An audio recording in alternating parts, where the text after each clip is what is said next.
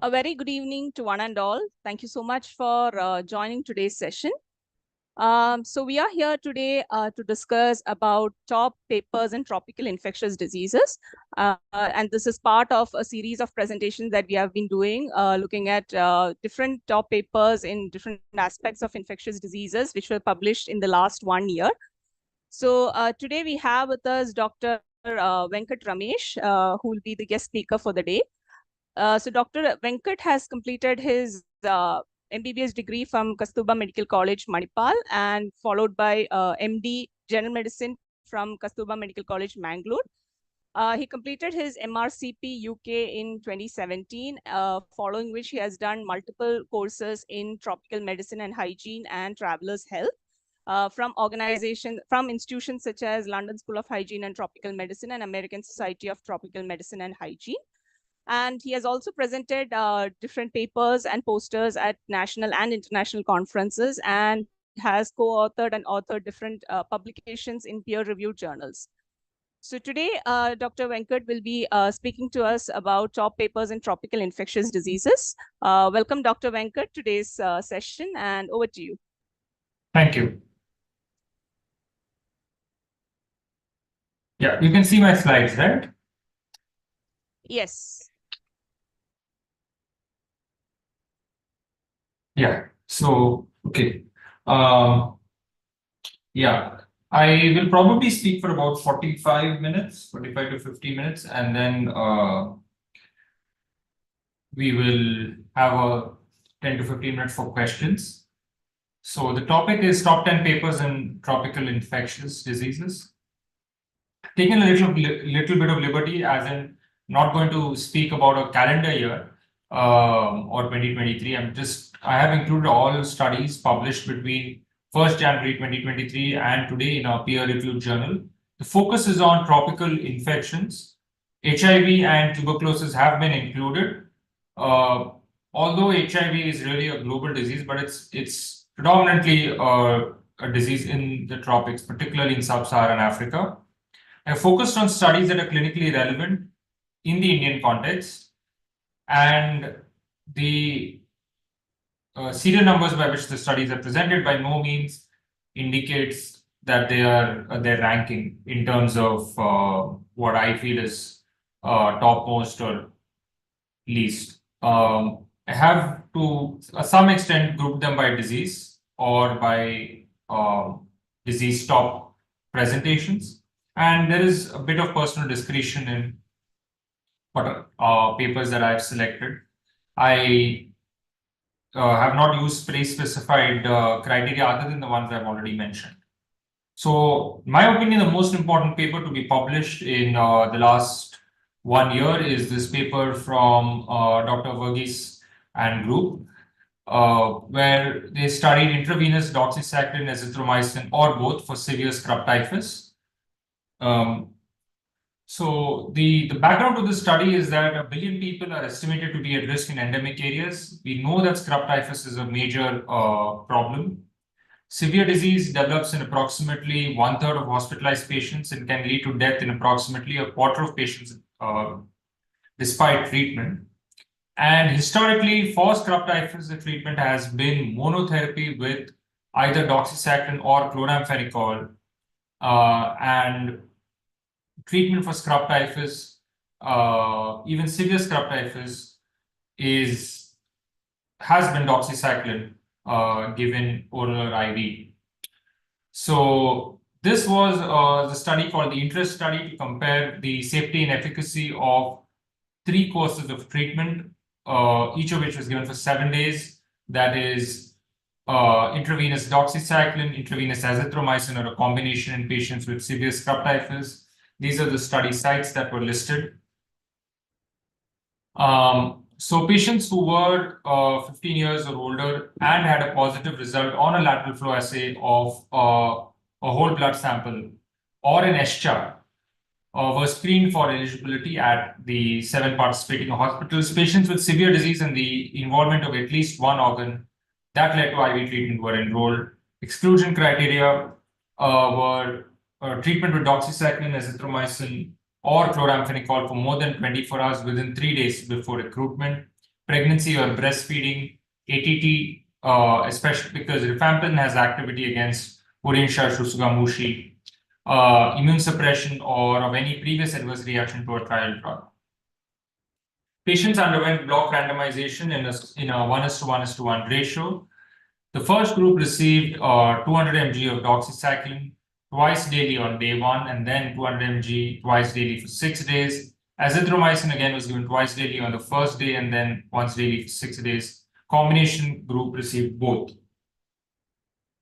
Primary efficacy was a composite of death from any cause on day 28, persistent complications on day 7, and persistent fever on day 5. So they used a composite primary efficacy outcome, which did not just include mortality, 28-day mortality, but also persistent complications on day 7 and persistent fever on day 5. And that fever was defined as a oral temperature of more than 37.5 degrees centigrade. Persistent complications on day 7 was dysfunction in any organ, which could be cardiovascular system, respiratory, CNS, hepatic, or renal. Secondary outcomes were 28-day mortality, defervescence, time to defervescence, duration of ventilation, ICU stay, hospitalization, and so on.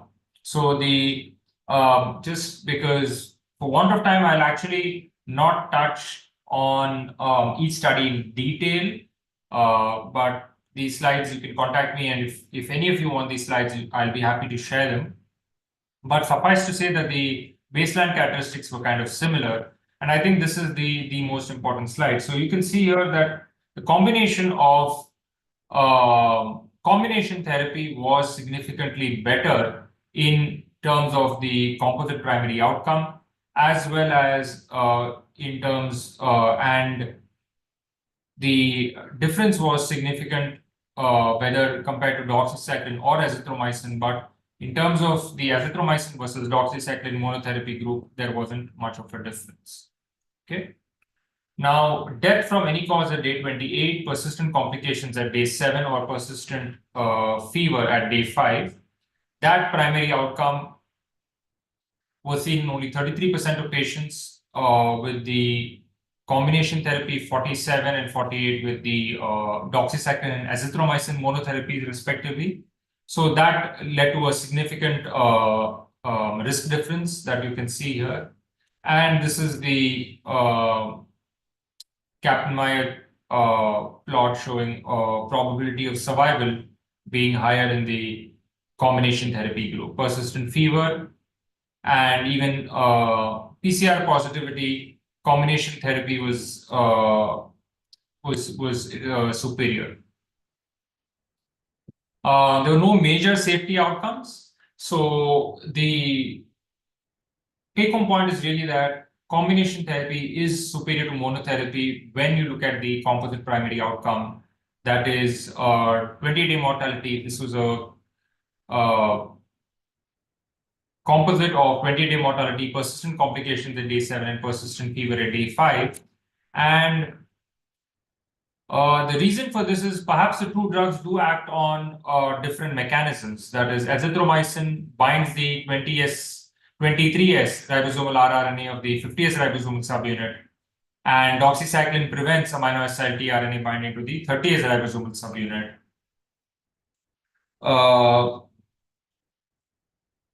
The one of the limitations of the trial was that not the limitations of the trial. One of the criticisms of the trial was that the entire difference in the composite primary outcome was due to persistent complications at day 7, and that was the reason. If you see the primary efficacy outcome was a composite of these three. That is 20-day mortality, persistent fever on day 5, and persistent complications on day 7. But this primary efficacy outcome was mainly driven by this persistent complications on day 7 and not from 1 or 3, right? So the that was one of the criticisms of the trial. The points raised include perhaps we could have had a trial where the more hard outcome was looked at just 28-day mortality, but you would require much higher sample size to detect that difference. And essentially, what we can say is that there would be a difference in mortality, but the number needed to treat to see that difference would be much higher. Additionally, you would also require, additionally, what you could also say from the trial is that perhaps combination therapy is effective in not keeping patients in the ICU, in the hospital, and getting them out of the critical care units and wards into lower down therapy, whether that's discharge home or some kind of step down level care. So that's really the take home points in this study. Okay, so I'll quickly move on to the other studies. This was a study done, again published in the New England Journal of Medicine, where they looked at live attenuated tetravalent Butantan dengue vaccine in children and adults. This was a phase 3 trial, double randomized in Brazil, which looked at the safety and efficacy of a single dose live attenuated tetravalent vaccine candidate, that is the Butantan dengue vaccine, for prevention of dengue infection, symptomatic virologically confirmed dengue in children, adolescents, and adults. So they had 6,235 participants, 2 to 59 years of age, in a 2:1 ratio, who got a single dose of the vaccine or placebo. In this pre-specified analysis at 2 years of follow-up, the primary endpoint was incidence of dengue after 28 days. And there were fewer cases in the vaccine group compared to the placebo group. And side effects were mild, headache, fatigue, or rash. You can see the difference here with the vaccine efficacy of 79%. Okay. And these were the major side effects: headache, fatigue, and rash.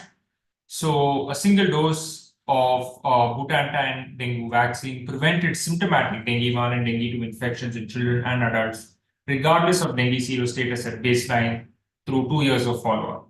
Okay. Now, this was the third study is again related to dengue. This was a study which was published in Lancet ID, looking at the safety and durable immunogenicity of the tetravalent TB, that is 005 tetravalent dengue vaccine across serotypes and age groups in dengue endemic Bangladesh. And this was a phase 2 trial where healthy volunteers 1 to 50 years were randomly assigned 3:1 to receive a single dose or placebo. They looked at outcomes, after 3 years, safety and post-vaccine seropositivity by day 180 using serotype-specific neutralizing antibody. So vaccination was well tolerated. Most adverse events were mild. Rash was the most common adverse event. Fever in 7, arthralgias in 7, which were only observed in the vaccine recipients. Okay. Now, the study was successful, where most of the volunteers, you can see the percentages there, had high seropositivity to dengue, and that remained stable after 3 years of follow-up.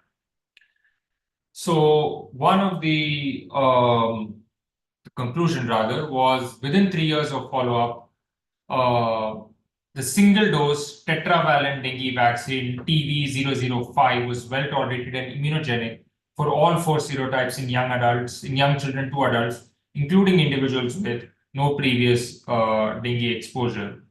So I'll just show you the seropositivities.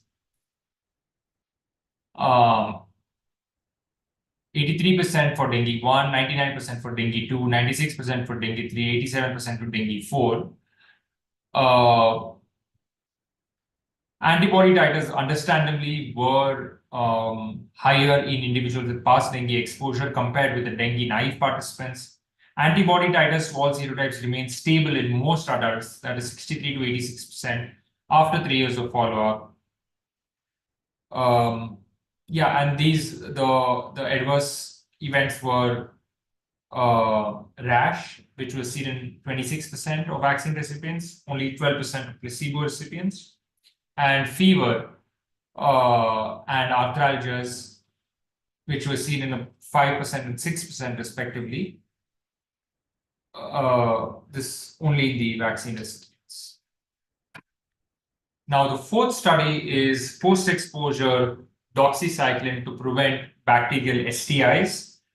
And this was a study which involved men who had sex with men and transgender women. So this was a study where they looked at men who had sex with men and transgender women who were taking HIV pre-exposure prophylaxis or who already had HIV.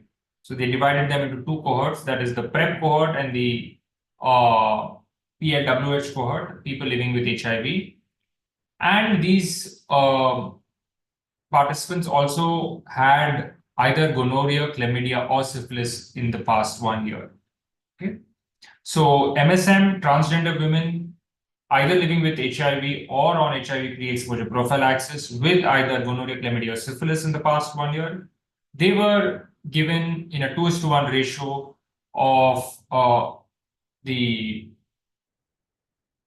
drug or placebo, that is 200 milligrams of doxycycline within 72 hours after condom-less sex, or receive standard care without doxycycline. And then they performed sexually transmitted infection screening quarterly.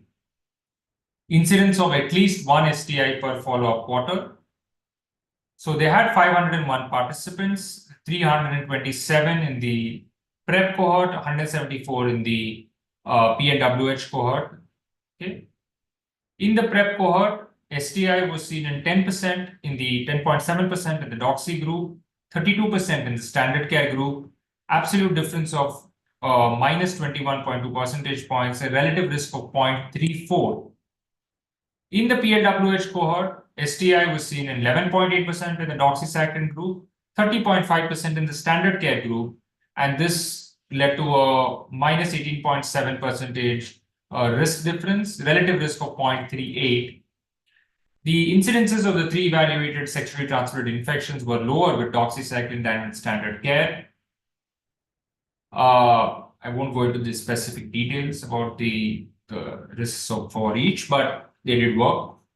So combined incidence of gonorrhea, chlamydia, and syphilis was lower by 2/3 with doxycycline post-exposure prophylaxis than with standard care, finding that supports its use among MSM with recent bacterial STIs. And this is something that even the New York City government has employed. They have been using doxycycline in as post-exposure prophylaxis. So this is the PrEP cohort, and you can see doxycycline is better in both the primary analysis as well as the secondary analysis, and even in the specific subgroups. And both the cohorts, there wasn't much of a difference. And that's again reflected here in this diagram.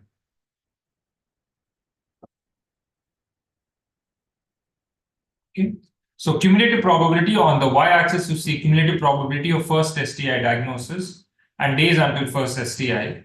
So they will initially start off with 0 and then it goes. So if you take any particular day on the x-axis and then you plot, then you look at the difference. That is, what is the probability that somebody had first STI diagnosis was much lower in the doxycycline groups than in the standard care groups.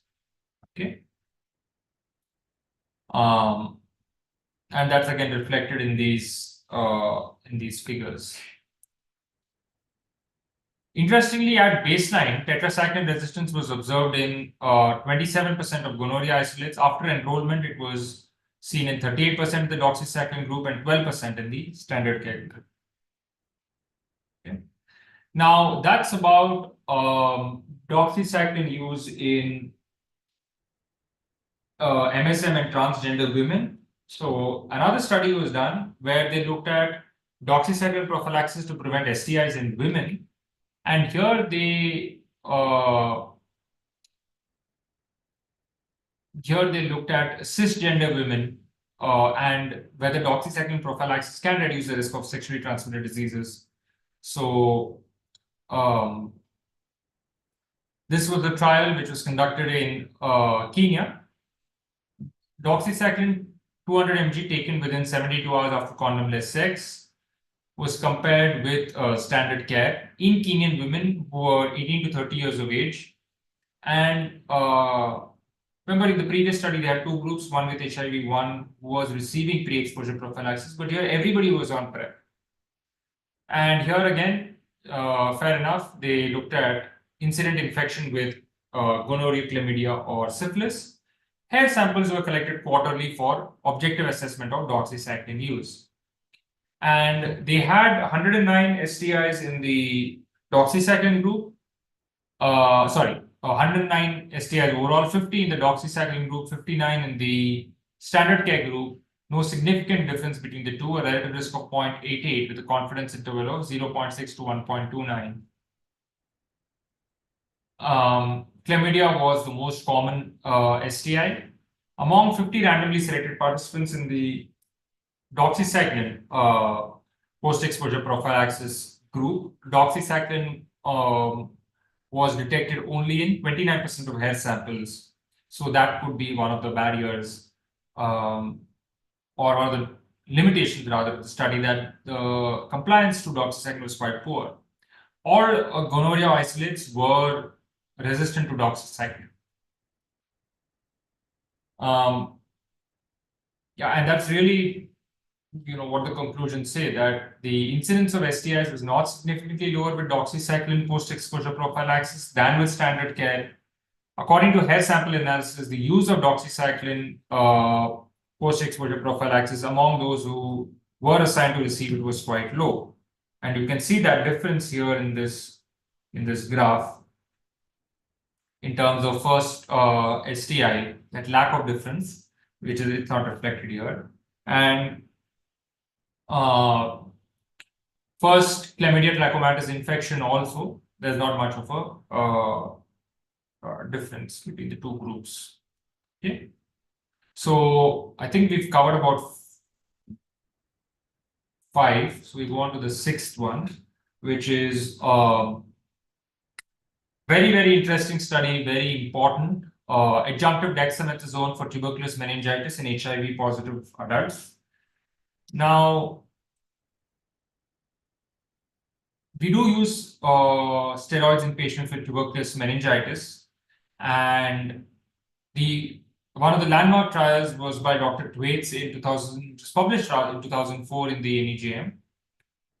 And that study showed that glucocorticoids had a mortality benefit in patients with tuberculous meningitis. There was a certain subgroup of those patients who did have HIV, but there hasn't been a trial where we've looked at patients with HIV and TBM and the efficacy of glucocorticoids in this setting.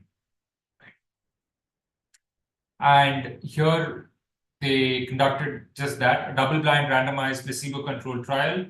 So on one side, you had HIV positive adults with tuberculous meningitis in Vietnam and Indonesia. And on the other side, you had placebo. On one side you had dexamethasone and the other side with placebo. So 6 to 8 weeks of tapering course of either dexamethasone or placebo, in addition to 12 months of VTT. Primary endpoint, this is the hard primary endpoint that was used, death from any cause during the 12 months after randomization. And what I want you to focus on here is the difference actually. So in the dexamethasone group, 44.1% of patients died. In the placebo group, 49% of patients died. The hazard ratio was 0.85, but the confidence interval was 0.66 to 1.1 and without a significant p-value. So you see there is a difference, 44 and 49%, but that wasn't statistically significant. So we had to conclude that among HIV positive adults with tuberculous meningitis, adjunctive dexamethasone as compared to placebo did not confer a benefit with respect to survival or any secondary endpoint. That's again reflected here. So when you look at the study, it would give you the conclusion that steroids are not beneficial in patients with HIV, TBM, but perhaps that's not truly the case. If you look at the study that was done by Dr. Thwaites in 2004, there was a trend towards reduced mortality, that is 0.86, and that's kind of similar to what we've seen here, 0.85. And this is what we call a type 2 error, where there's actually a difference between the two groups, but that the study is concluding that there is no difference. Okay. So really, you need larger collaborative TBM trials. Relative safety of glucocorticoid treatment in patients with HIV, tuberculosis, meningitis. This was published as a comment actually in the New England Journal of Medicine. This is a study quite important to India, burden of typhoid and paratyphoid fevers in India, conducted by Dr. John et al. Now, we do see a lot of patients with typhoid. In 2017, more than half the cases of typhoid fever worldwide were projected to have occurred in India. And we don't know whether the decrease in hospitalizations for typhoid reflect increased antibiotic treatment or a true reduction in infection. So what they did is they conducted weekly surveillance for acute febrile illness and measured incidence of typhoid fever as confirmed on blood culture in a prospective cohort of children between the ages of 6 months and 14 years at 3 urban sites and 1 rural site in India. Okay. So basically they looked at they looked at children between the ages of 6 months and 14 years. They did a weekly surveillance for AFIs, and then they estimated incidence of typhoid fever by collecting blood cultures. And this was done at 3 urban sites and 1 rural site. And I'll tell you the names of these. At 1 additional urban site and 5 rural sites, they combined blood culture testing of hospitalized patients who had fever with survey data regarding healthcare use to estimate incidence in the community. Okay. Now, 24,000 children approximately were enrolled in 4 cohorts. So you had 46,959 child years of observation. That means if one child is followed for 1 year, that would be 1 child years. So among these children, there were almost 300 culture confirmed typhoid cases, and that led to an incidence of per 100,000 child years of 576 to 1173 in urban sites and 35 in rural Pune. Okay, the urban sites were Vellore, Kolkata, and Delhi. Then from hospital surveillance, they looked at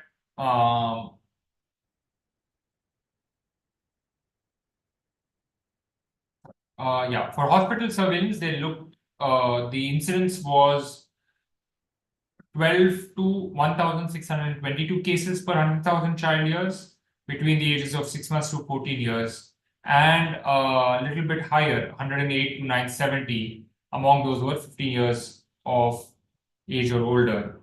So the conclusion was that the incidence of typhoid fever in urban India actually remains high, with generally lower estimates of incidence in most rural areas.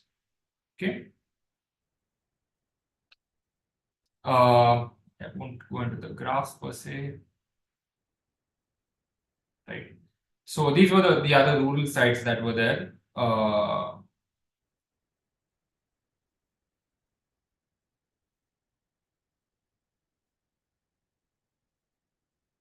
Okay. Now, another important study, and this is one of the new drugs that is there in the horizon, that is emodepside for trichuris, trichura, and hookworm infection. So this is a drug which is in veterinary use and under development for treatment of onchocerciasis in humans, emodepside. So this was a phase 2A study, dose-ranging randomized controlled trial to evaluate the efficacy and safety of emodepside against Trichoderus trichura and hookworm infection. So what they did is they randomly assigned in equal numbers adults 18 to 45 years of age in whom Trichoderus trichura or hookworm eggs had been detected in stool samples to receive emodepside at a single dose of 5, 10, 15, 20, 25 or 30 mg, albendazole at a single dose of 400 mg or placebo. And they looked at cure rate, that is the percentage of participants who were cured of whipworm or hookworm infection with emodepside 14 to 21 days after treatment, and to determine that they use the Kato-Katz thick smear technique. Okay. The predicted cure rate against Trichoderus in the 5 mg emodepside group was higher than the predicted cure rate in the placebo group and the observed cure rate in the albendazole group. Okay. Dose-dependent relationship was shown in patients with hookworm. The observed cure rate was 32% in the 5 mg emodepside group, 95% in the 30 mg emodepside group. Observed cure rates were 14% in the placebo group and about 70% in the albendazole group. So I think in the Trichoderus trichura group, what you can see is that the 5 mg emodepside worked much higher than placebo, which was 10%, and albendazole itself wasn't great at only 17%. But with regards to hookworm, there was a definite dose-response relationship where 30 mg emodepside worked much better than 5 mg. That's one point. It worked better than placebo and albendazole. And the difference also you can look at is albendazole alone. It just gives you some information. 17% cure rate when it comes to Trichoderus, whereas 70% when it comes to hookworm. So you had some headache, blurred vision, and dizziness, but not really significant. Side effects were noted. So this is the Trichoderus trichura infection group, and this is the albendazole dose. And you see the same thing in the hookworm group as well, whereas the cure rate is much higher when you look at the 5 mg cure rate here and the 30 mg cure rate when it comes to hookworm, and look at the difference in whipworm between 5 mg and 30 mg. It's not much. It's not much. And also look at the difference in terms of albendazole dosing for albendazole cure rate for whipworm and hookworm. It's 70% for whipworm or Trichoderus, 70% for hookworm. Okay. So that's really one of the new drugs that has been there on the horizon. Now, the next study is about increasing prevalence of artemisinin-resistant HRP2 negative malaria in Eritrea. So this is Eritrea. The capital is Asmara. Okay, this is the Red Sea, Yemen, Saudi Arabia, Sudan, Ethiopia. Just want to show you where it is on the map. Now, the clinical efficacy of artemisinin-based combination therapies in Africa remains high, but there is emergence of partial resistance to artemisinin in Plasmodium falciparum, and that's kind of worrying. So this wasn't a study per se, I mean, where they went out into the fields and gathered data. They used data from drug efficacy studies conducted between 2016 and 2019 that evaluated 3-day courses of artemisinin-based combination therapy, that is either artesunate amodiaquine or artemether lumefantrine, for uncomplicated malaria in Eritrea to estimate the percentage of patients with day 3 positivity, that is falciparum malaria 3 days after initiation of therapy. Okay, so what you already had these drug efficacy studies that were conducted between 2016 to 2019, and where patients were given 3 days of ACT, and they some of these patients, a lot of these patients had data for day 3 positivity. Right? And then they compiled that data. We also assayed parasites for mutations in the Plasmodium falciparum Kelch 13 as predictive markers of partial resistance to artemisinin and screened for deletions in HRP2 and HRP3 that results in variable performance of HRP2 based rapid diagnostic tests. The odds of day 3 positivity increased by a factor of 6.2 among patients with Plasmodium falciparum Kelch 13 622I variant parasites.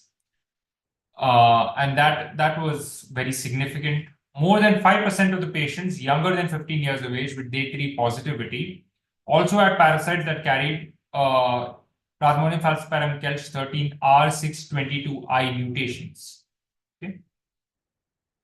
So it's really a growing concern that there is artemisinin resistant Plasmodium falciparum in Africa. And there are deletions in HRP2 and HRP3 in Eritrea, which really threaten and compromise regional malaria control.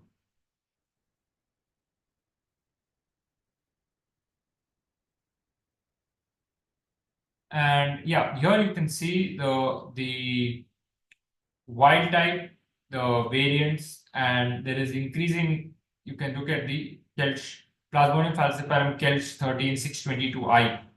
Okay, how it is increasing. Okay. Okay. Yeah, I think I'm on time.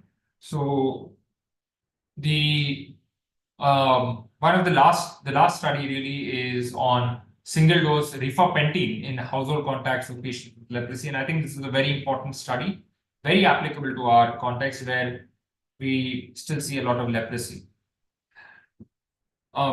Previous studies have suggested that a single dose of rifampicin has protective effects against leprosy in close contacts.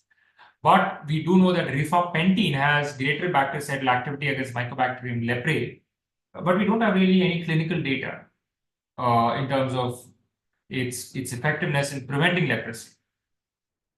So this was a cluster randomized control trial to investigate whether a single dose rifampicin is effective in preventing leprosy in household contacts of patients with leprosy. So the clusters really, some of the clusters got rifampicin, some of them got rifampin, and some of them did not get anything.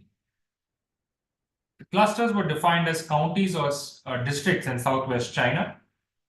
And as I've told, they were assigned to one of 3 trial groups, either single dose rifampicin, single dose of rifampicin, or a control group. Primary outcome was 4-year cumulative incidence of leprosy among household contacts. So it's a very simple study to understand. They had 207 clusters, 68 were in the rifampicin group, 71 were in the rifampin group, 68 were in the control group. So they were almost equal. 24 cases of leprosy occurred, and it's very, very clear that there is a major difference. 13 in the placebo group, or no intervention group. In the rifampin group, 9 cases, and in the rifampicin group, only 2 cases occurred. The cumulative incidence in the rifampicin group was 84% lower than that in the control group. The cumulative incidence did not significantly differ between the rifampin and the control groups. So really, the point about rifampin being effective in preventing leprosy among household contacts does not stand. In the per protocol analysis, the cumulative incidence was 0.05% with rifampicin, 0.19% with rifampin, and 0.63% with no intervention. No serious adverse events were observed. So the authors concluded that the incidence of leprosy among the household contacts over 4 years was lower with single dose rifampicin than with no intervention. Okay, so and this is very clearly demonstrated here. You see this number of cases of leprosy, 4-year cumulative incidence. Don't focus on 2 years, just look at 4 years. Control group 13 cases, rifampin group 9 cases, rifampicin only 2 cases, and it's statistically significant. So there are some other papers which kind of missed the bus. I just highlight those here. One was this study on azithromycin to prevent sepsis or death in women planning a vaginal birth, and I think this was a very close contender, but it just did not make it to the final 10. But in this study, they looked at whether azithromycin can prevent sepsis or death, and it did have an effect on maternal mortality, but not on neonatal mortality. And then some other papers, but not directly research studies.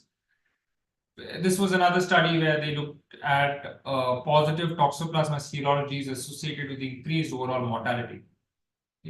So there is a lot of evidence to, I would say evidence, there is some kind of a signal perhaps in terms of toxoplasmosis being responsible for a whole host of psychiatric problems, including schizophrenia, bipolar disorder, and so on. And this, and even I think in terms of stroke. And this was a study which just demonstrated that positive toxoplasma serology in anybody across the population is associated with increased mortality. So why that is yet to be explored, but it's an interesting paper to look at. Then there was another study done in malaria about partial resistance to artemisinin in malarial parasites in Uganda.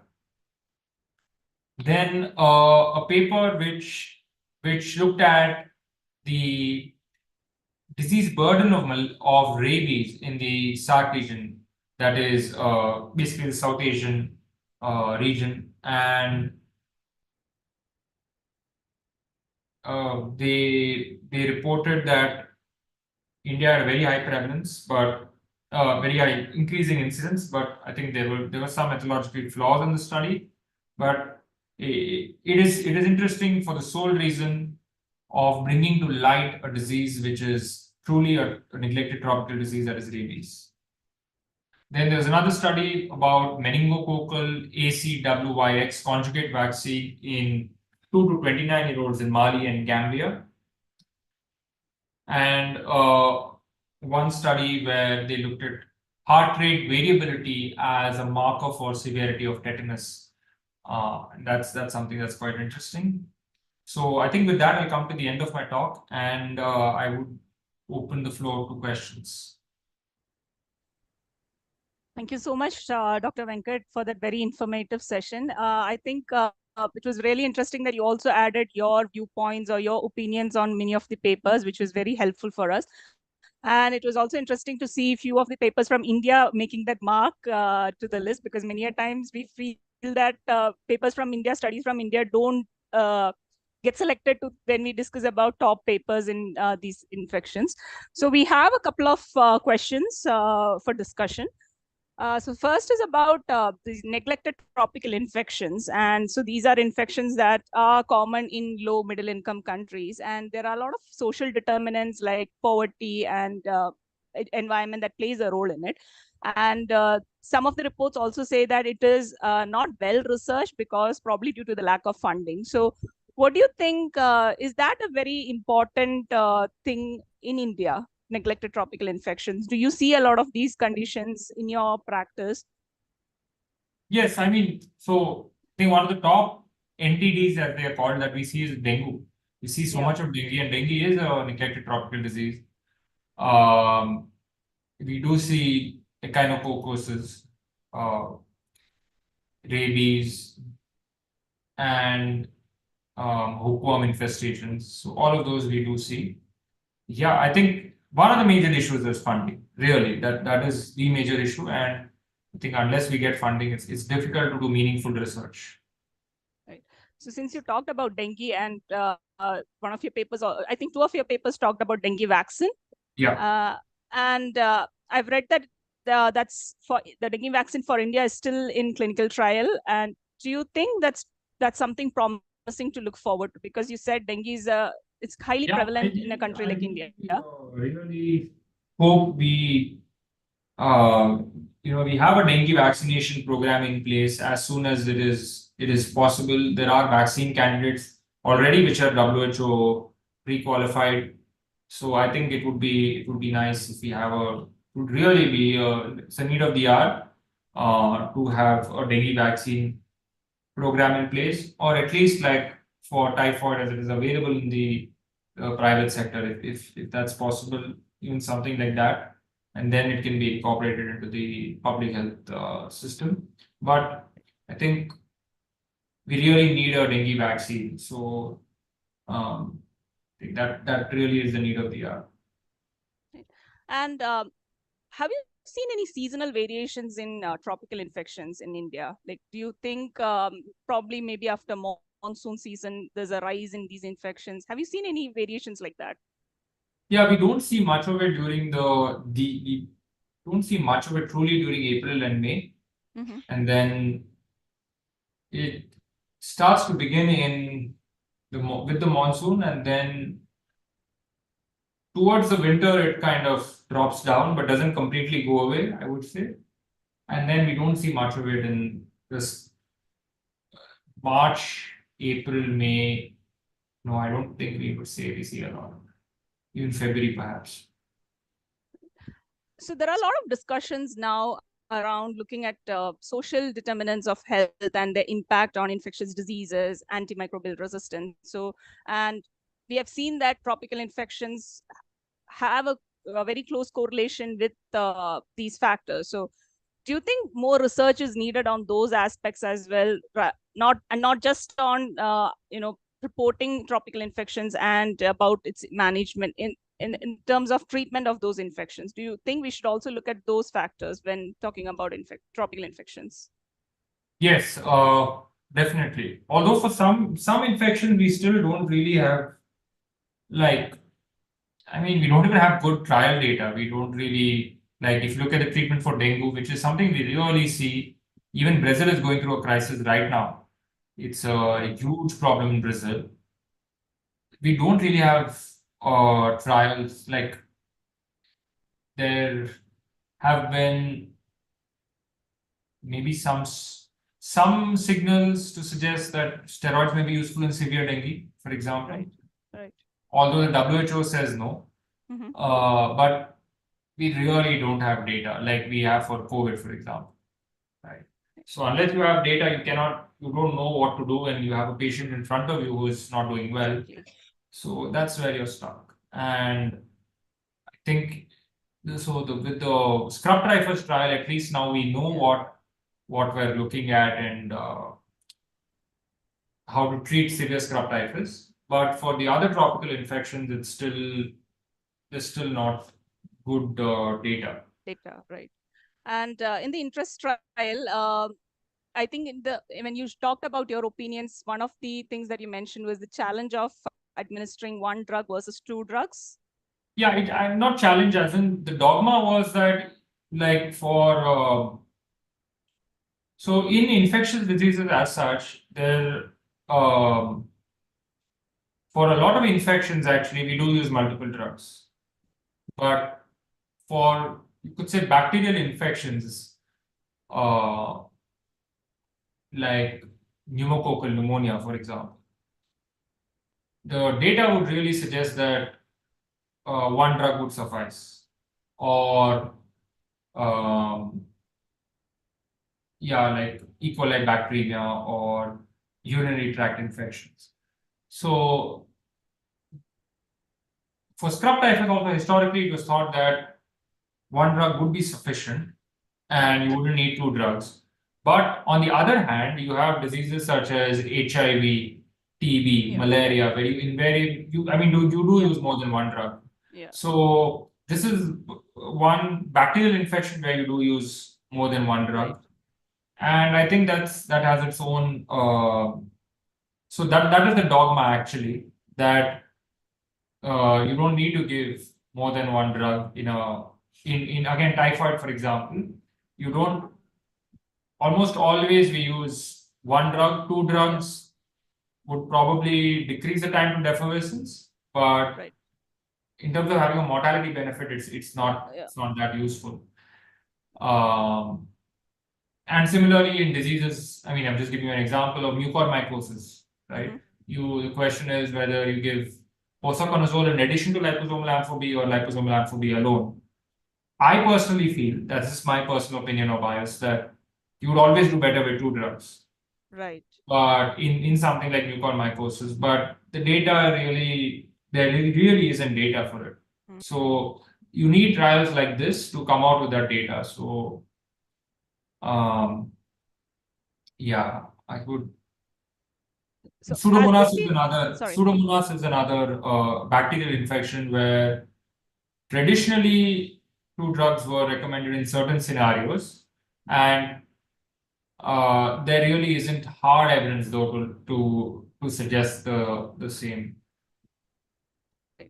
So has this been put to practice now? You have talked about the dogma of it, but do you think this can be put to practice? And because the trial did show promising results. In our hospital, if you have a patient with severe scrub typhus, we do give two drugs. Okay, right. And if it's mild or moderate, we don't. But if it's severe, we do give it. So I think we are done with the questions. So thank you so much for joining today's session. And thank you all the participants who joined the session. I hope it was very useful for all of you. And thank you for supporting FCPI activities. So we have a lot of exciting activities coming up, including a couple of webinars that are lined up. There's a podcast coming up. And we also have a couple of conferences that are planned for the year. So we hope that you all will support us for all the activities going forward. So to know more about any of our initiatives and activities, please follow our social media pages. So we are pretty active on major social media platforms, and we also have a WhatsApp channel now. So please do follow us, and going forward also, we expect all your support and encouragement. Thank you.